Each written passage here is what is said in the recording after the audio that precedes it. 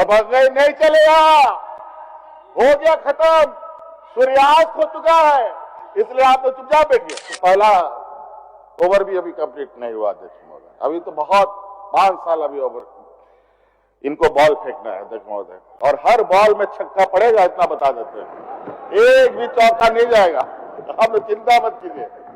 सिर्फ इनको 2 ट्रक बालू नहीं मिला, फ्री में नहीं मिला, इसलिए ये हालत है कि हमको मिला क्यों नहीं फ्री में। अध्यक्ष महोदय और कोई विषय नहीं है, ये पैसा से नहीं खरीदना चाहते हैं, ये दमन से खरीदना चाहते हैं जो सरकार कभी नहीं देगी। मैं कोशिश करूंगा कि मैं आपको इतना परेशान ना करूं कि आप लोग पिछले का दरवाजा देखने का मौका मिले, और ऐसा काम करके दिखाएंगे, इस काम की ऊंचाई इतनी होगी कि उस ऊंचाई को पार करना आप लोगों की बस की बात कभी नहीं होगी। इतना हल्ला करेंगे, इतना हल्ला करेंगे, झूठा आरोप, झूठे तथ्यों को रखेंगे कि लोगों को लगेगा कि नहीं यही सच बोलते हैं। दिल्ली में आज पूरा विपक्ष को बाहर कर दिया गया अध्यक्ष महोदय, लेकिन आज आपकी शालीनता है अध्यक्ष महोदय कि ऐसे निकम्मी विपक्ष आज सदन में भी आप इनको सम्मान देने का काम। ये लोग बोलते हैं लोकसभा विधानसभा, लोकसभा है कि विधानसभा, ये इनको समझ में नहीं आता। आप तो कभी ये सत्ता पक्ष में आएंगे ही नहीं, और बहुत जल्द आने वाले 5 साल के अंदर ये जो रिम्स आपको दिख रहा है, ये रिम्स एक नए स्वरूप के रूप में इस राज्य को देखने को मिलेगा। और इसके अलावा अध्यक्ष महोदय, सरकार ने अतिरिक्त इस रिम्स का जो बर्डन है, इस रिम्स के ऊपर जो बोझ आता है, ये पूरा बोझ इसके ऊपर ना आए, इसको लेकर हम लोगों ने इस राजधानी के अंदर एक और मेडिकल कॉलेज खोलने का भी निर्णय लिया हुआ है। उसके लिए जगह की तलाश सरकार के द्वारा राज्य के चौमुखी विकास की नींव किस तरीके से रखी गई है, और स्वाभाविक है अध्यक्ष महोदय, कार्य बड़े होंगे, अधिक होंगे तो अधिक बातें रखी जाएंगी, और लगभग सभी बातें आई, लेकिन हमारे विपक्ष के लोग अपने आचरण के अनुरूप सत्ता पक्ष को जितना बुरा भला कहना है, जितना उनका कटाक्ष करना है, अपना दायित्वों का निर्वहन कर रहे थे। मैं भी सुन रहा था, और हमारे कुछ पुराने सदन के मैच्योर्ड वयोवृद्ध सदस्य तो इस तरीके से पके हुए हैं कि सरकार की कोई भी कार्य इनको अच्छा नहीं लगता, चाहे सामाजिक सुरक्षा के संदर्भ में सरकार के द्वारा की जा रही कार्य हो, चाहे शिक्षा के क्षेत्र में हो, चाहे स्वास्थ्य के क्षेत्र में हो, चाहे किसानों के लिए, मजदूरों के लिए, कोई भी काम इनको अच्छा नहीं लगता। और मुझे लगता है कि 2 दिन के इस वाद विवाद में कोई एक उपलब्धि सरकार की ये बताने के लिए तैयार नहीं।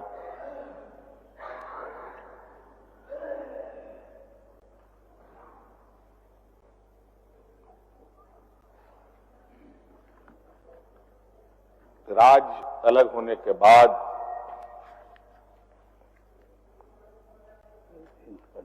आप सभी मानियों ने जो आज विपक्ष में बैठे हैं, आप लोगों ने इस राज्य को ऐसे कीचड़ में धकेला था कि आज उस कीचड़ से इस राज्य को निकालते निकालते हम लोगों के पसीने छूट गए, और आज इस राज्य की जनता को मौजूदा सरकार पर,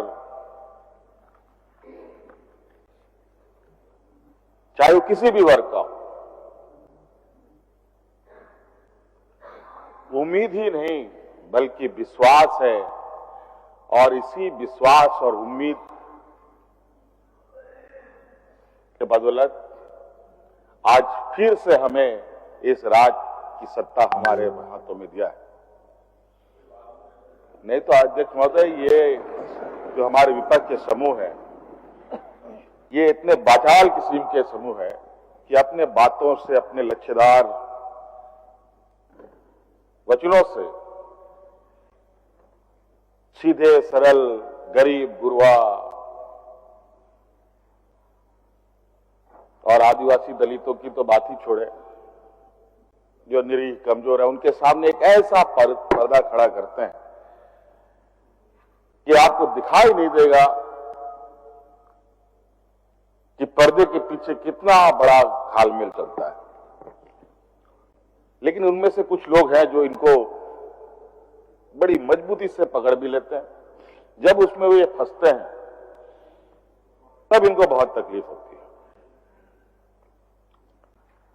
अध्यक्ष महोदय, हमारी सरकार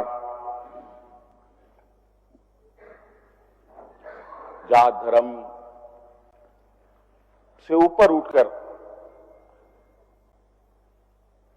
इस राज्य के हर वर्ग, हर समाज के वर्गों को एक नजर से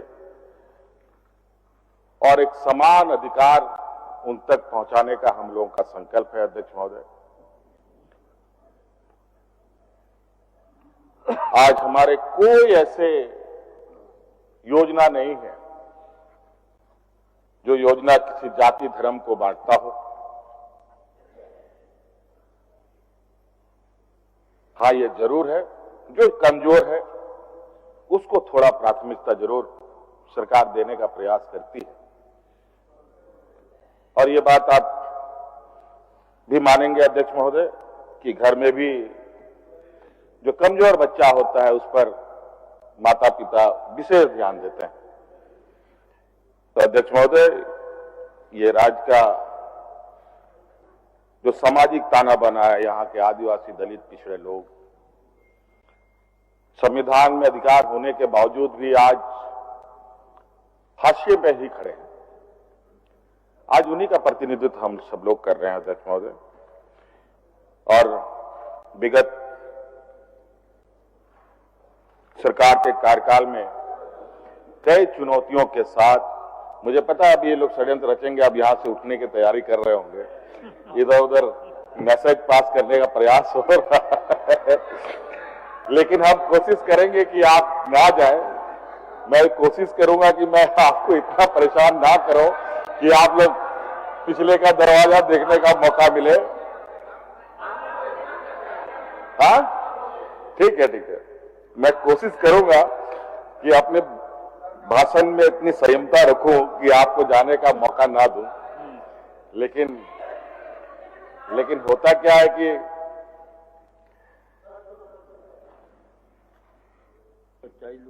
जब सच्चाई सामने आने लगती है तो उसमें बड़ी कठिनाई होती है उसको फेस करना, उसके साथ चलना। अध्यक्ष महोदय,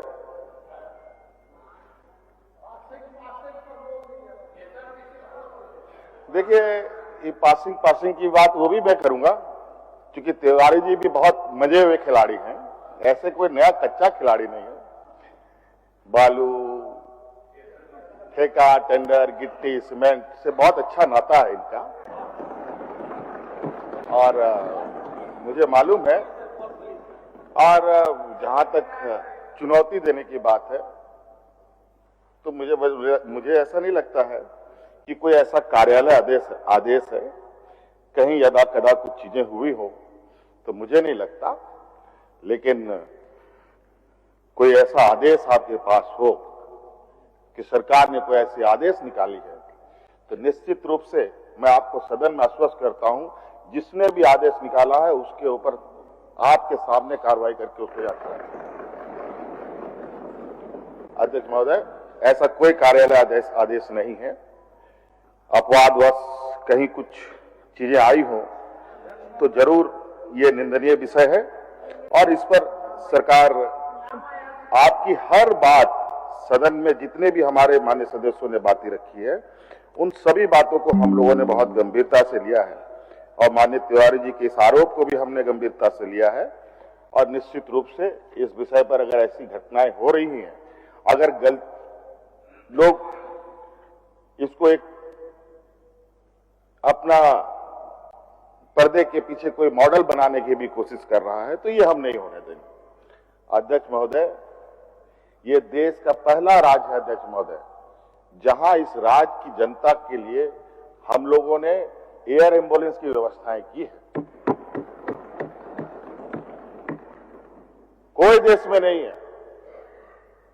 और आज हम सदन को बताते हुए मुझे खुशी हो रही है कि वो एयर एम्बुलेंस का लाभ आज एक दो लोग नहीं, लाखों लोगों ने ले लिया।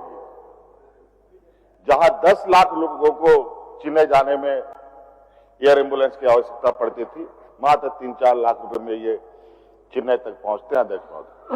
कई ऐसे घटनाएं थी, अगर एयर एम्बुलेंस ना होता तो वो मरीज वहीं खत्म हो चुका होता। अध्यक्ष महोदय, ये बड़ाई नहीं कर रहा हूं, और ये हम समय के साथ और कितनी चीजों को बेहतर करने का प्रयास करें, इसको लेकर आज हम लगातार इस हर सरकार के हर क्षेत्र पर हमारी नजर है। स्वास्थ्य की बात कहें अध्यक्ष महोदय, रिम्स को लेकर आए दिन अखबारों में चीजें छपती है। आए दिन सरकार को लेकर कुछ हमारे अखबार वाले पत्रकार मित्र लोग भी सरकार को चूटी काटने से बाज नहीं आते हैं। वास्तविक क्या है नहीं है उस विषय पर ना जाकर के बहुत सरकार की छवि को अपने तरीके से गढ़ने का प्रयास करते हैं। अध्यक्ष महोदय, जहां 1000-1500 लोगों का चिकित्सा करने की क्षमता है, वहां 5000 मरीज पहुंच जाए तो क्या स्थिति है हॉस्पिटल की हो सकती है, आप अंदाजा लगा सकते हैं अध्यक्ष महोदय। और आज इसी को ध्यान में रखकर अध्यक्ष महोदय, ये रिम्स के पुनर्जीर्णोद्धार का कार्यक्रम हम लोगों ने टेकअप किया हुआ है, और बहुत जल्द आने वाले 5 साल के अंदर ये जो रिम्स आपको दिख रहा है, ये रिम्स एक नए स्वरूप के रूप में इस राज्य को देखने को मिलेगा।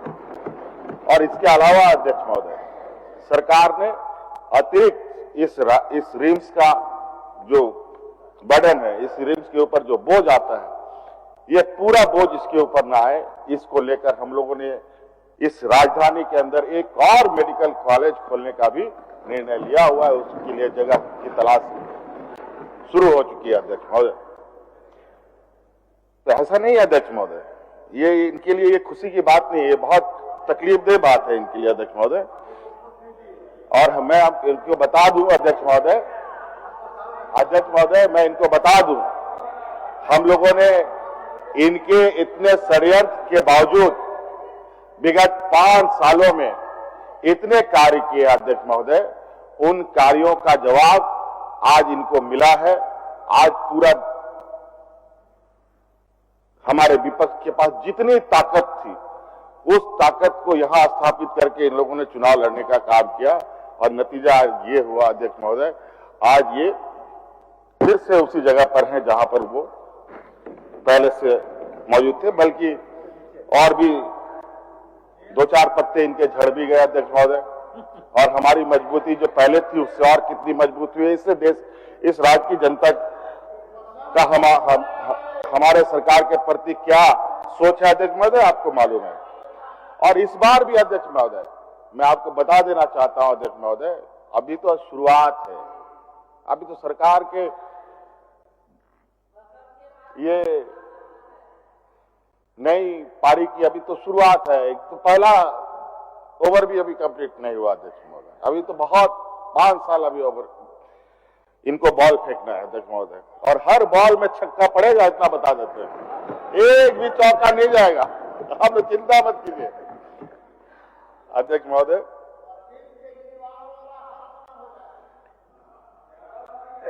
देखिए, आप लोग समझिए आप लोग का क्या हाल हो गया है। आप लोग ये समझिए कि आप लोगों का हाल क्या हो गया है। अगली बार ये ना आप लोग समझिए कि आप लोग अगली बार क्या आप लोगों की हालत होगी। ये लोग सरकार हमें 39 तक नहीं आएगा सर, 39 अध्यक्ष महोदय, हाँ अध्यक्ष महोदय, बालू के विषय में बहुत चर्चा हुआ। लगता है कि बालू को लेकर हमारे विपक्षियों को विशेष चिंता है। और अध्यक्ष महोदय, मैंने तो कहा कि हमारे माननीय सदस्य उधर बैठे हैं, लगभग इसमें अधिकतम माननीय सदस्य ऐसे हैं जो ईटा बालू गिट्टी से सीधा ताल्लुकात रखते हैं अध्यक्ष महोदय, इसलिए उनको ज्यादा चिंता है। जबकि गरीबों को हमने तो ये भी पूछा, शायद जो मुझे याद आ रहा है, माननीय मंत्री जी ने पूछा कि किसी गरीब के का कोई कंप्लेन आपके पास है तो हमें बताएं, उसकी हम जरूर उसकी कमियों को दूर करेंगे। ये भी पूछा गया था, लेकिन कोई नहीं बता पाया। अध्यक्ष महोदय, इस तरीके का जो आरोप है, जो निराधार आरोप है, इन सब आरोपों का जवाब देना बड़ा कठिन है अध्यक्ष महोदय, बहुत ही कठिन, संभव ही नहीं। अध्यक्ष महोदय,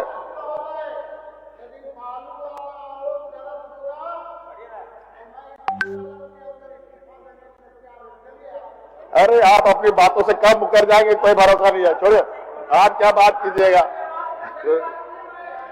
चलिए अध्यक्ष महोदय, सीपी बाबू अभी धड़ाधड़ अध्यक्ष महोदय अपार्टमेंट बन रहे हैं, धड़ाधड़ काम चल रहा है चारों तरफ। अध्यक्ष महोदय, सिर्फ इनको 2 ट्रक बालू नहीं मिला, फ्री में नहीं मिला, इसलिए ये हालत है कि हमको मिला क्यों नहीं फ्री में। अध्यक्ष महोदय, और कोई पैसा नहीं है, ये पैसा से नहीं खरीदना चाहते हैं, ये दमोगल से खरीदना चाहते हैं, जो सरकार कभी नहीं देगी। अध्यक्ष महोदय, दबंगई नहीं चलेगा, हो गया खत्म, सूर्यास्त हो चुका है, इसलिए आप तो चुपचाप बैठिए। बालू फ्लड आप चिंता मत कीजिए, आप लोग का जरूर मुसीबतें बढ़ेंगी आने वाला समय में। अध्यक्ष महोदय, हमारे माननीय विपक्ष के लोग हमारे कार्य योजना को लेकर कई सवाल, नेता का भाषण हो रहा है, महिला सम्मान योजना हो और भी कार्य योजना हो। अध्यक्ष महोदय, इसमें विशेष रूप से अध्यक्ष महोदय, इनके हर सवालों का जवाब अपने आप मिलेगा, मैं बोलना नहीं चाहता। अभी सवाल पूछते हैं कि जेपीएससी का सदस्य नियुक्त नहीं हुआ, हमने तो नहीं कहा कि हमने नियुक्त कर दिया, अखबार में पढ़ लीजिए, जाके देख लीजिएगा, मैं बोलूंगा भी नहीं। हम लोग बोलने पर विश्वास नहीं करते, हम लोग काम करने पर विश्वास करते हैं, और ऐसा काम करके दिखाएंगे, इस काम की ऊंचाई इतनी होगी कि उस ऊंचाई को पार करना आप लोगों की बस की बात कभी नहीं होगी। अध्यक्ष महोदय, मैया योजना को लेकर इनका बड़ा ही तीखा प्रहार रहा सरकार के ऊपर। अध्यक्ष महोदय, हम लोगों ने एक ऐसा माइलस्टोन इस राज्य में गाड़ा है अध्यक्ष महोदय, जिसको आज देश के अलग अलग कोने में इसका रिपीटेशन होने की आसारें बड़ी तेजी से दिख रही है। लेकिन हमारे जो चतुर विपक्ष के लोग बैठे हुए हैं भेड़िए के खाल में, ये लोग इतने सातिर हैं।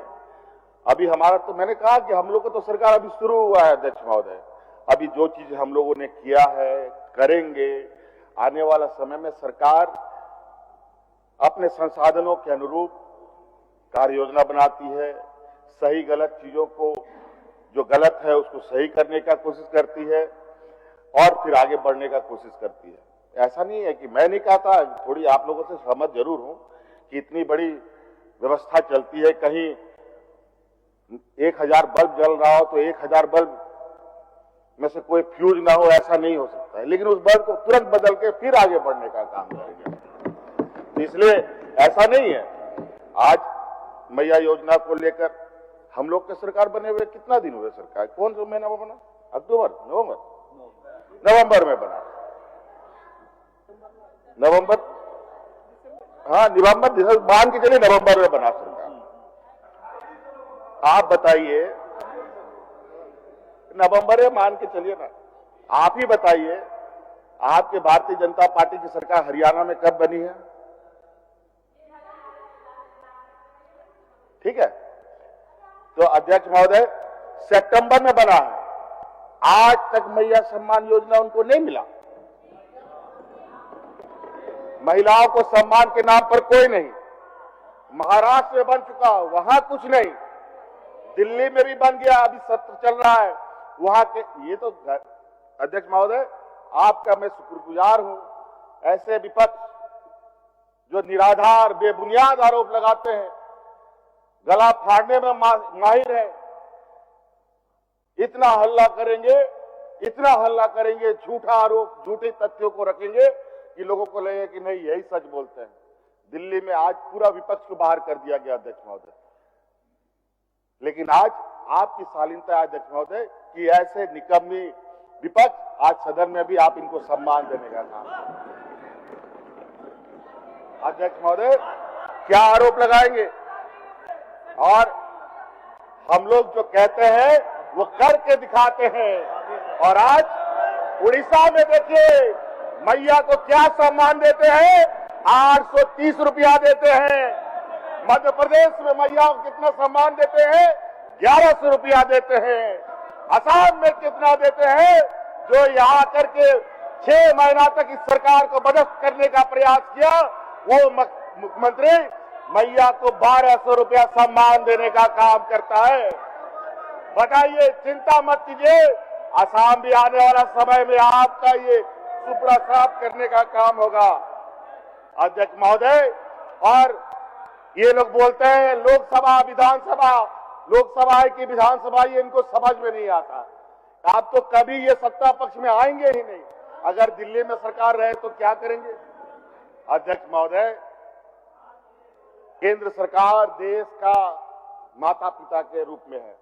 सवाल जवाब तो सबसे अधिक उससे होना चाहिए। आज देखिए अध्यक्ष महोदय, ये अखबार का ही एक ये अध्यक्ष महोदय आर्टिकल निकला है, जहां केंद्र सरकार मात्र 650 करोड़ रुपया देता है 17-18 हजार करोड़ रुपए में। बताइए कैसे हम सरकार चलाएं? और अभी महीना साल पूरा होने जा रहा है, 1 महीना भी नहीं बचा, अभी तक पैसा नहीं आया। कैसे सरकार काम करती होगी? प्रधानमंत्री आवास कहां चला गया अध्यक्ष महोदय? जब स्थिति हाथ से निकलने लगती है अध्यक्ष महोदय तो बहुत तकलीफ होती है। आज आपको पता है अध्यक्ष महोदय, हमारे राज्य में खिलाड़ियों का कितना उत्साह और खेल के प्रति लोग नौजवानों का कितना रुझान रहता है। और खेल को लेकर के अध्यक्ष महोदय जानते हैं, भारत सरकार अपना बजट का 30% से अधिक बजट सिर्फ गुजरात को देता है, जहां एक भी मेडल कोई नौजवान नहीं उठाता। और यहां मात्र 20-30 करोड़ रुपए हमें मिलता है अध्यक्ष महोदय। आज देखिए मेडलों की झड़ी लगी रहती है इस राज्य में, लेकिन पैसे के अभाव में, सीमित संसाधन में हमें काम करना पड़ता है। लेकिन उससे चिंता करने की आवश्यकता नहीं है। जब संसाधन बगैर हम इतनी मजबूती के साथ खड़े होने का संकल्प लेते हैं, ये संसाधन अगर हमारे पास है तो हम इसमें भी बहुत काम करने की संकल्प के साथ आगे बढ़ते हैं अध्यक्ष महोदय। बहुत सारी बातें हैं अध्यक्ष महोदय, सरकार के जो लक्ष्य हैं, सरकार के जो उद्देश्य हैं, सरकार ने क्या किया, सरकार ने क्या नहीं किया, कभी शब्दों को अलग अलग। जहां 27 वर्षों के सफर में 17,000 से भी अधिक छात्रों ने डॉक्टर एवं इंजीनियर बनकर भरे सफलता की ऊंची उड़ान, जहां साधारण छात्र भी झारखंड टॉपर्स बनकर बना रहे इतिहास। दूरदर्शी शिक्षाविद श्री विपिन सिंह के मार्गदर्शन में मेडिकल एवं इंजीनियरिंग के लाखों छात्रों के लिए आशा की किरण के रूप में गोल, nation's leading institute. TheFollowUp.in. Like, share and subscribe. www.thefollowup.in